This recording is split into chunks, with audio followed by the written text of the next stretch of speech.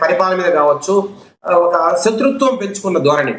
అసలు చంద్రబాబు నాయుడు గారు ఈ రాష్ట్రంలో ఉండకూడదు అనేది జగన్మోహన్ గారి ధోరణి. లేదంటే ఒక సామాజిక వర్గమే ఉండకూడదు ఈ రాష్ట్రంలో అనేది ఒక రకమైన ధోరణిలో అతను పోతున్న క్రమంలో. అట్లాగే అసలు ఏ రకంగానూ అభివృద్ధి అవసరం లేదు, కేవలం బటన్ నొక్కి డబ్బులు వేస్తే చాలు మాకు ఓట్లు పడిపోతాయని ఎవరో ఒక గొప్ప మేధావి ఆయనకి ఇప్పుడు సలహా ఇచ్చినట్టున్నాడు. ఆయన ప్రశాంత్ కిషోరో లేకపోతే ఏ కిషోర్ ఇచ్చాడో మనకు తెలియదు, కానీ ఆయన మాత్రం గొప్ప పని చేశాడండి. జీవితంలో ఒక్కసారి ఆయన ముఖ్యమంత్రి చేసి ఇక ఆ తర్వాత చేయాలి, ఇంకా జీవితంలో ఎప్పుడు ముఖ్యమంత్రి కాకుండా ఆయన మాత్రం మంచి సలహా ఇచ్చారు సార్.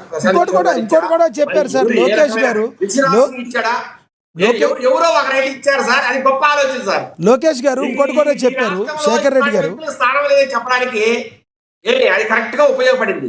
లోకేష్ గారు ఇంకోటి కూడా చెప్పారు, సిసిడి అని కొత్తగా క్రెడిట్ క్లెయిమింగ్ డిజార్డర్ అంట, ఇది ఒక ఉందని చెప్పారు. ఎవరికి ఉందంటే ఏం చెప్తారు, పేరైతే ప్రస్తావించలేదు. ఎవరి గురించి ఎందుకు సార్? జగన్మోహన్ రెడ్డి గారికి ఉందని చెప్తాను సార్. నేను కొత్తగా ఎందుకని చెప్తాను సార్, ఇప్పుడు నర్మగర్భంగా వ్యాఖ్యలు చేసే రోజులు ఎప్పుడో పోయాయి.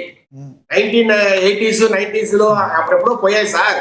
సున్నితంగా మాట్లాడడం ఆ ధోరణి ఎప్పుడో పోయింది సార్. ఇప్పుడంతా స్ట్రైట్ ఫార్వర్డే. ఇప్పుడు ఈరోజు లోకేష్ గారు మాట్లాడిన మాట కూడా మేబీ అంత పెద్ద సభలో కృష్ణాంజలి గారు చెప్పినట్టు మాట్లాడకపోయింటే బాగుండేది. కానీ ఇన్ని రోజులు నా బాధను వ్యక్తం చేయకుండా ఉంటారు సార్. మనసంతా గూడగట్టుకున్న బాధ, వీళ్ళు ఎదురుదాడి చేసి రప్పరప్పాలని మాట్లాడి ఎదురుదాడి చేసి రకరకాలుగా ఇబ్బందులు పెడుతూ కొత్తగా వేసి సార్. ఆయన లోకేష్ గారు వారం పాటు 5 రోజుల పాటు విదేశాలకు వెళ్ళారు. ఆయన ఏదైనా ఒక టూరిజం మీద వెళ్ళారో లేకపోతే ఏదైనా విజిటింగ్ వెళ్ళారో లేదంటే పర్సనల్ పని మీద వెళ్ళారో, ఇప్పుడు ఏం జగన్మోహన్ గారికో లేకపోతే సాక్షి పత్రికో ఫోన్ చేసి చెప్పాలన్నా ఏ ఊరికి పోతున్నాడని సార్. సీఎంఓ చీఫ్ మినిస్టర్ ఆఫీస్ ఉంది, వారికి అధికారిక సమాచారం ఇస్తారు, బయటికి వెళ్తా ఉంటారు. ప్రతిరోజు ఎక్కడికి వెళ్తారు, డబ్బులు దాచిపెట్టడానికి వెళ్తారా లేదంటే ఇంకేం పని ఉంది, ఇంకేం సీక్రెట్ డీల్స్ ఉన్నాయి, ఇలాగా ఇంత దారుణంగా ఎక్కడైనా ప్రవర్తిస్తున్నారు సార్. అంటే మీరేమో ఇలా అంటున్నారు క్రెడిట్ చోరీకి బ్రాండ్ అంబాసిడర్ ఉన్నారంటే అది చంద్రబాబు అని వైసీపీ నేతలు విరుచుకు పడుతున్న మనం చూడొచ్చు. అదానీ డేటా సెంటర్ని గూగుల్ సెంటర్ అని నమ్మించే ప్రయత్నం చేస్తున్నారని వాళ్ళు ఎద్దేవా చేస్తున్నారు. ఏమంటారు మీరు? సింపుల్ గా మాట్లాడుకున్నా సార్. ఇప్పుడు అదానీ డేటా సెంటర్ ని 2019లో ఫౌండేషన్స్ తో వేసింది ఎవరు సార్? చంద్రబాబు నాయుడు గారు కదా. సరే, తర్వాత మీరు 2019లో వచ్చారు. వచ్చిన తర్వాత మీరేమైనా చేశారా? మీరేమన్నా ఒక చిన్న కాంపౌండ్ వాళ్ళని కట్టగలిగారా? కనీసం భూమి ఏమన్నా వాళ్ళకి అలొకేట్ చేయగలిగారా? లేదంటే పర్మిషన్స్ ఏమైనా తేగలిగారా? గూగుల్ డేటా సెంటర్ కట్టాలని చాలా పర్మిషన్స్ అవసరం అండి. పర్యావరణ అనుమతులు కావచ్చు, సెంట్రల్ గవర్నమెంట్ అనుమతులు కావచ్చు, ఆ సబ్సీ కేబుల్ వేయడానికి అనుమతులు కావచ్చు, ఇట్లా రకరకాల అనుమతులు అవసరం. ఎక్కడైనా ఏమైనా చేశారా మీరు? లేదా మాట్లాడితే కరోనా అంటారు సార్. 1 సంవత్సరం కరోనా అంటే ఇక 5 సంవత్సరాలు ఏం పని చేయరా వీళ్ళు ప్రతి వాళ్ళు సార్ ఎవరన్నారా డిబేట్లకి మాట్లాడితే కరోనాతో మాకు టైం లేదంటారు. అంటే 1 సంవత్సరం కరోనా అంటే మళ్ళీ ఏం పని చేయలేదా వీళ్ళు?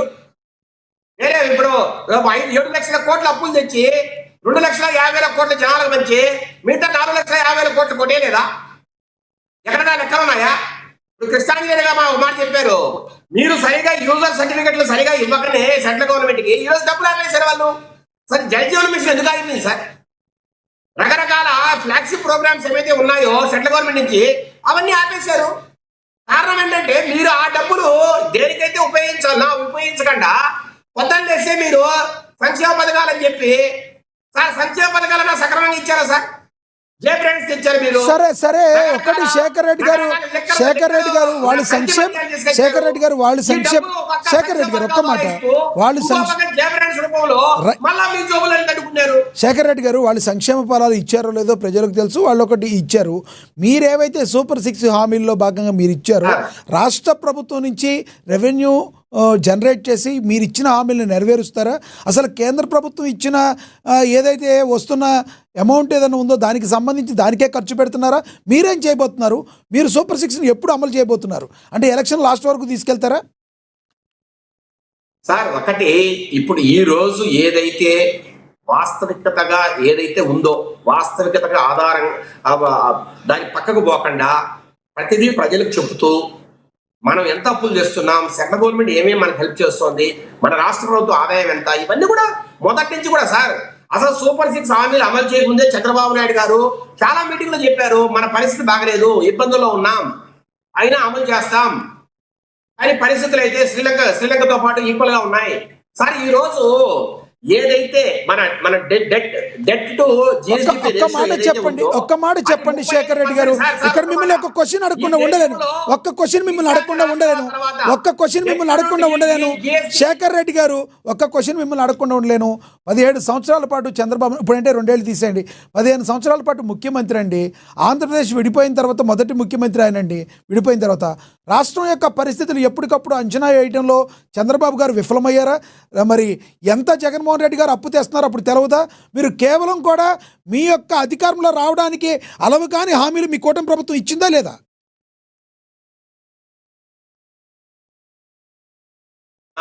సార్ మేమేం చెప్పాము సార్, 2014 నుంచి కూడా చంద్రబాబు నాయుడు గారు ఉండడం వల్లనే మన రాష్ట్ర ప్రభుత్వం కావచ్చు, లేదంటే రాష్ట్రంలో అభివృద్ధి కావచ్చు కొంతవరకు జరుగుతూ ఉంది సార్. అసలు పవర్ సెక్టర్ రిఫార్మ్స్ ఒకటి తెచ్చారు సార్. రాజశేఖర రెడ్డి గారు ఒప్పుకున్నారండి. రాజశేఖర రెడ్డి గారు ఒక డిబేట్ లో ఒప్పుకున్నారు. ఈ రోజు పవర్ సెక్టర్ మిగతా రాష్ట్రాల కన్నా మనది ఎంతో బాగుంది, మనకు ట్రాన్స్మిషన్ లాసెస్ తగ్గాయి, దానివల్ల డబ్బులు చాలా సేవ్ అవుతున్నాయి, మన రాష్ట్ర ప్రభుత్వంలో విద్యుత్ రంగం అద్భుతంగా పనిచేస్తుందని ఆయన ఒప్పుకున్నారు. ఇట్లా సార్ ప్రతి రంగంలో కూడా చంద్రబాబు నాయుడు గారు ఉండడం వల్లనే ముఖ్యమంత్రిగా చాలా వరకు రిఫార్మ్స్ వచ్చాయి, సంస్కరణ జరిగి అద్భుతమైన ప్రగతి కనపడింది. ఆ రకంగా సార్ అందుకనే సార్ పోలవరం ఎంత స్పీడ్ గా జరిగింది సార్, అమరావతి మీద ఎంత స్పీడ్ గా వెళ్ళాం సార్. అట్లాగే రకరకాల ప్రాజెక్టులు ఏదైతే ఉన్నాయో, వెలుగుంట ప్రాజెక్టు కావచ్చు, 100 కావచ్చు, రకరకాల ప్రాజెక్టులు సార్. ఒకటే అంటున్నా, వీళ్ళు 2019 నుంచి 24 వరకు రాయలసీమ ప్రాజెక్ట్స్ మీద 2000 కోట్లు ఖర్చు పెడితే ఆనాటి తెలుగుదేశం ప్రభుత్వము 2014 నుంచి 19 వరకు 12,000 కోట్లు ఖర్చు పెట్టింది. ఈ రోజు ఈ ఒక్క సంవత్సరమే రాయలసీమ ప్రాజెక్టుల మీద 6,000 కోట్లు ఖర్చు పెడుతున్నాం సార్. మోహన్ రెడ్డి గారు చేతులు తిప్పుతున్నారు. మోహన్ రెడ్డి గారు చేతులు తిప్పుతున్నారు చూసారు. సూపర్ 6 పథకాలు సార్ మేమేమి 7 లక్షల కోట్ల అప్పులు తెచ్చి 2,50,000 కోట్లు ప్రజలకు మంచి మిగతా 4,50,000 జోబులు వేసుకునే సార్. మేము ఈ రోజు ఏదైతే అప్పు తెస్తున్నామో ఇది 1,75,000 కోట్లు అప్పు తెచ్చాము. దీంట్లో సార్ ప్రతి సంవత్సరం కూడా వడ్డీలు అసలు కలిపి 50,000 కోట్ల అప్పులు కడుతున్నాం. ఈ రోజు 60,000 కోట్లు సంక్షేమ పథకం రూపంలో అందిస్తున్నాం. ఈ రోజు మన ఆదాయం కూడా పెరిగింది సార్. ఈ రోజు రాష్ట్ర ఆదాయం 1,00,000 కోట్లు దాటింది. ఎక్కడి నుంచి వస్తుంది సార్ ఆదాయం? అది దేని నుంచి తీసుకొస్తుంది ప్రభుత్వం ఆదాయం? సార్ ఆదాయం దేని నుంచి తీసుకొస్తున్నారు? ఏ సంస్థల నుంచి ఆదాయం వస్తుంది? ఏ వ్యాపారాల నుంచి ఆదాయం వస్తుంది? జిఎస్టీ రూపంగా సార్, జిఎస్టీ కావచ్చు, రకరకాల ఆదాయాలు ఏదైతే ఉన్నట్టే ట్యాక్స్ కలెక్షన్ ఏదైతే ఉందో ఈ రాష్ట్రంలో మన ఆదాయం 1,00,000 కోట్లు దాటింది సార్. దీని అర్థం ఏంటి సార్? ఇక్కడ కొత్త కంపెనీలు వస్తున్నాయి, కొత్త పనులు జరుగుతున్నాయి, ప్రజల్లో ఒక విశ్వాసం ఉంది. ఈ రోజు డబ్బులు ప్రజల ఏదైతే ఉద్యోగాల కల్పన అయిందో మీకు మొన్ననే చెప్పా, 6,28,000 ఉద్యోగాలు మనం కొత్తగా ఈ 2 సంవత్సరాలు రూపకల్పన చేశాం.